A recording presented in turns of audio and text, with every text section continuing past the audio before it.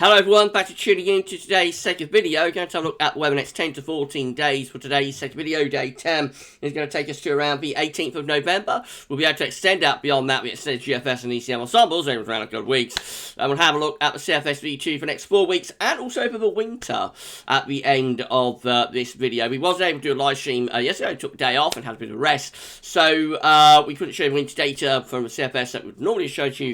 So I'll show you some CFS charts at the end of this video, and we'll see what the long range model is showing at the moment for winter 2021-2022. So I'll get on that for you in a second. Just to say that the first video is our 7 AM upload, and at 6 PM we've got part 2 of the 10th winter 2021-2022 update. It's gonna be a great watch, so make sure you're around for 6 PM to look at some October to winter data in part 2 of 10th winter update. Right, okay, let's begin with centering temperature then. So the current CT is standing at 7.8. Actually, we might be got the update freeze back. There we go. It's 8.1. We're standing at 8.1 now, which is about bang on average, really, for this point in November, 0.1 degrees above average. That is provisional to yesterday, to the 7th of November. I'll probably tick up a little bit more when it updates tomorrow, but we're not going to be too far from average, really, for the first week of November. So I think the first week of November is coming in about average, or a little bit above, but not particularly big a deviation. We have got more mild weather to go, though, so that will carry on rising through the second week of November, before maybe dropping in the second half of the month. These are the GFS upper air temperature and precipitation ensembles. So we're looking at Oakhampton today. Excuse me, this is a suggested location for this part of the video. The red line is a 30-year upper air temperature average for Oakhampton. We're starting off above average at the moment. We're going to stay above average, really, for the next few days to the weekend anyway. And then into next week, we see that there is a drop in the temperature taking place. There's a decline in the temperature going on through the third week of November. So a mild second week, average first week, mild second week, cooler for the third week of the month. Looks like it's where the GFS ensembles trending at the moment. Going to be quite a lot of dry weather, not completely dry, but quite a lot of dry weather to come over the next week or so. Maybe getting a little bit more unsettled though through this third week of the month when it's getting colder. It might be getting more unsettled. Of course, if it gets cold enough, that might allow for some wintry conditions over, you know, particularly higher ground up in the north. So that could be something to keep an eye on. Third week of the month, could we get our first sort of snow watch in the can maybe later on in the month. We'll see. Temperature anomalies on the 8th to the 16th of November, looking milder than average. It is going to be a milder than average week to come.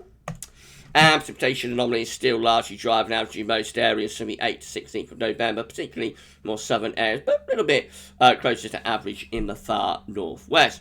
Latest wind flow map from earthnorthschool.net shows that we're drawing up a very mild airstream from the southwest at the moment. If we follow the arrows back, we can see that the air is originating from the Azores and sort of pushing up into the west of Europe. So clearly we're in a really mild airstream with a long fetch southwesterly at the moment. Right, so let's look at some chart data. This is how the UK Met midnight run is looking for Thursday. A little bit of a ridge through the country on Thursday, but low pressure is out in the Atlantic. That low pressure swings in to northwest of Scotland, might bring some wind and rain at the end of the week to the northwest, but really most areas still dominated by this mild area of high pressure. And a little bit of a change into weekend. That low pressure transfers towards southern parts of Norway. The high pressure pulls out to our west a little bit, and that starts to allow something a bit colder to come in from the north. But still anticyclonic. High pressure takes over through the weekends. This is a colder ridge, so will probably bring an increase in risk of frost and maybe fog as we go into the second half weekend. Let's have a look as we get to midnight on Monday next week. Under high pressure's ridging to our east, and we're pulling in probably quite a chilly easterly wind. The upper air temperatures, I imagine, are relatively mild. With that, we can have a look at the upper air temperatures. Actually, why not? So the upper air temperatures are relatively mild. It is cold across northern and eastern Europe, but under the surface of that high pressure, I suspect, because of that earlier northerly that gets introduced around Saturday, that would be quite a cold ridge on the surface and will produce you know, at very least some overnight frost.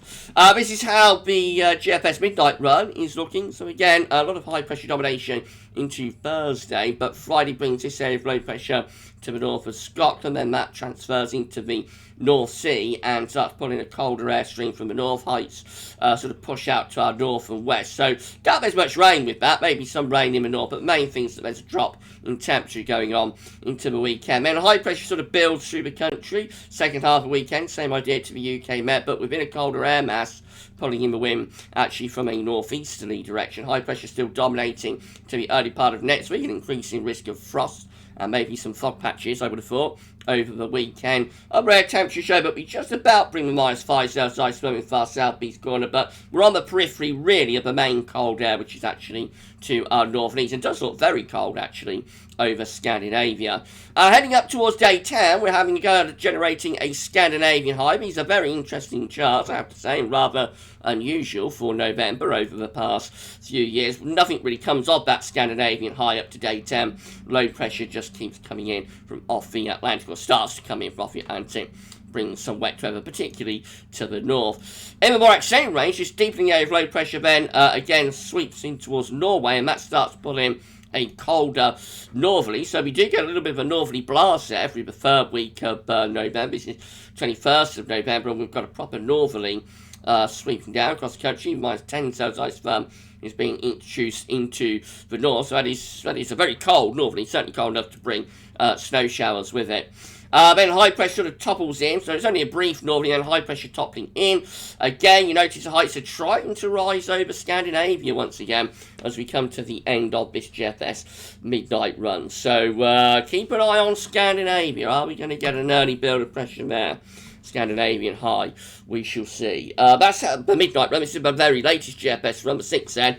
And again, a lot of high pressure, mainly mild as well, into Thursday. Then that low pressure sort of moves into Norway over the end of the week into the weekend, turns wind into this colder northerly. High pressure builds in behind that low, so it's mainly dry over the weekend, but the temperature will get colder, particularly so at night.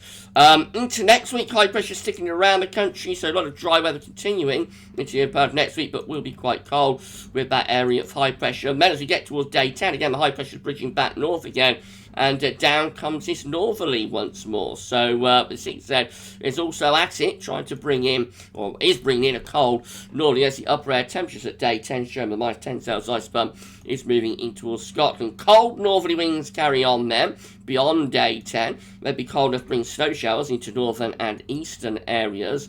And then as we move up towards the end of the GFS 6, high pressure begins to slip southwards and start to introduce milder air around the top. So getting milder by the end of GFS 6, which is the 21st of November. But all looking quite interesting, isn't it? A little bit different to what we've had over recent Novembers, with these attempts of northerly winds and maybe a Scandinavian high being hinted at as well. Moving on to the GEM. If you're enjoying the video, please can you smash the like button. Make sure you subscribe to our channel. Thank you so much, everybody, for doing that. And drop a comment. Let us know what you think about this and all of our videos. Thank you so much.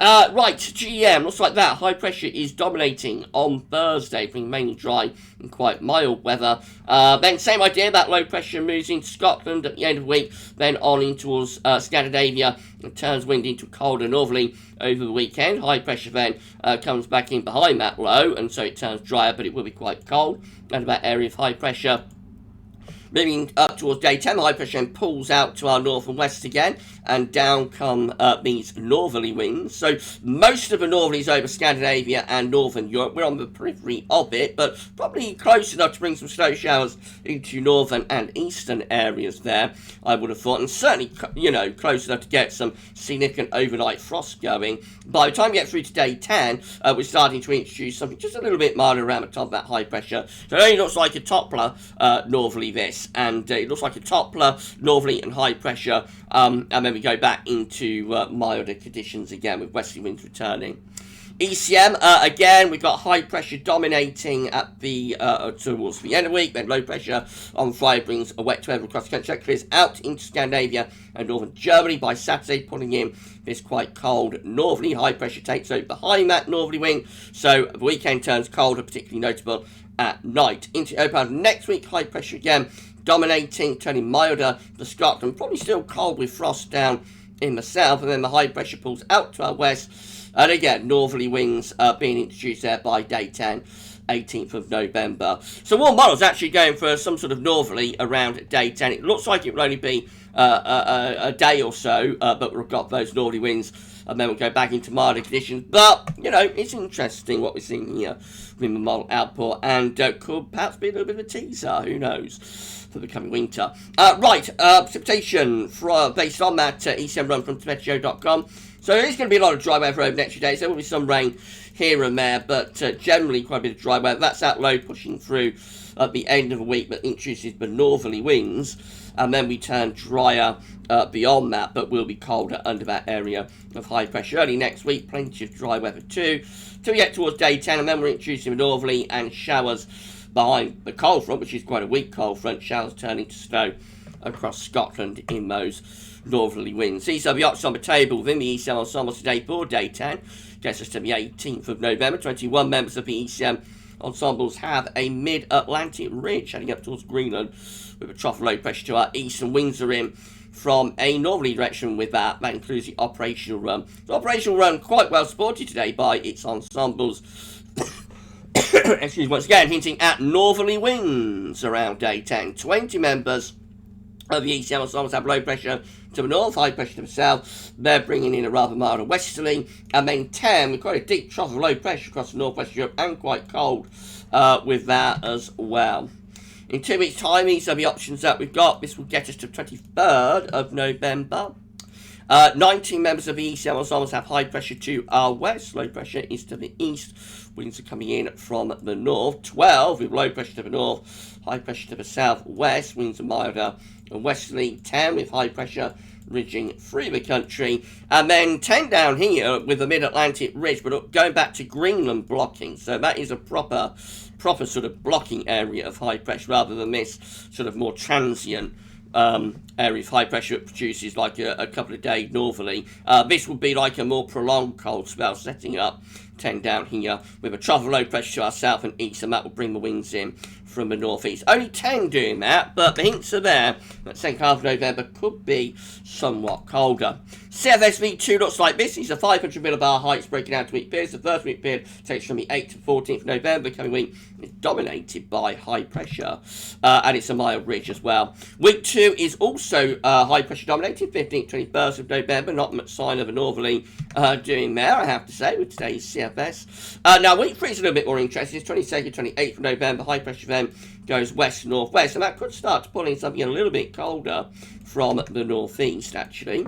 And then week 4, bit of mystery. This 29th of November to 5th of December. High pressure over eastern and northeast Europe and in the Atlantic. Probably a trough of low pressure coming through here, and we could well be on the cold side of a jet stream with that looking cool and unsettled.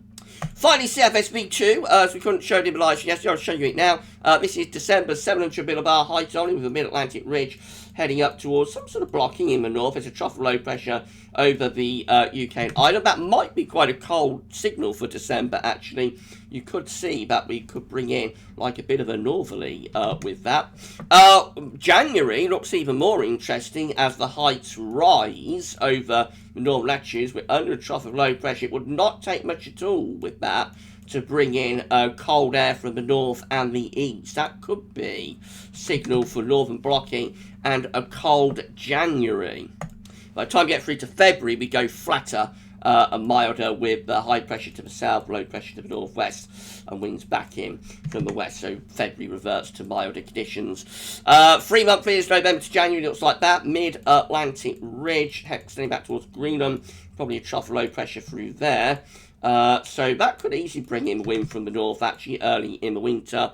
This is winter itself, December, January, February, trough low pressure over country. Still some hints of some northern blocking. Notice the Azores high is weakened and pulled away from us towards Bermuda, which is always quite interesting. So, again, early to mid-winter could be, you know, the coldest period if this is right. And then January, February, March, looks like we revert back to more of a westerly type flow later on in the winter. So the CFS definitely hinting that there could be something a little bit colder in store early on in the winter. Right, if you enjoyed the video, then please, just a fun though, if you enjoyed the video, please smash your like button, make sure you sub to the channel. Thank you so much everybody, and drop a comment, let us know what you think about this and all of our videos. We only need to put on around 20 subscribers now to get to 12.5k, so we're very close to 12,500. Please give us a sub, and thanks so much for doing that. That's it for your 10 to 14 day event for today. We're back later on, though, with the part 2 of the 10th Winter 2021-2022 update, looking at October